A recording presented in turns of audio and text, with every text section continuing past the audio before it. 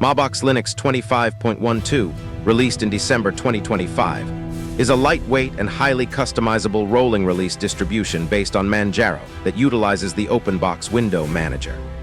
Designed for speed and efficiency, it typically requires only about 300 MB of RAM, making it an excellent choice for both modern hardware and older machines.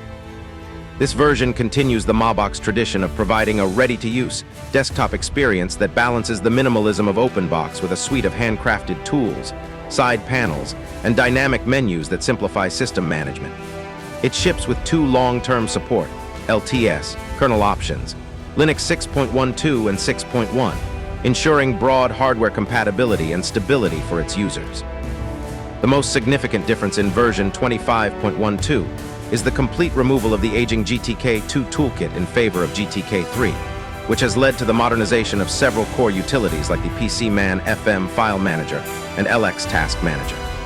This farewell to GTK2 also involved removing the G-Chrome system monitor from the default ISO profile and moving it to the Arch User Repository, AUR. Additionally, the update introduces functional improvements to the panel, such as a revamped volume icon with integrated scrolling and mute controls, and a new update notifier that clearly distinguishes between official repository packages and AUR updates. Users will also find enhanced navigation through the Dynamic Places menu, which now provides quick access to both local and network file manager bookmarks, SSH, Samba, and FTP, via a simple keyboard shortcut.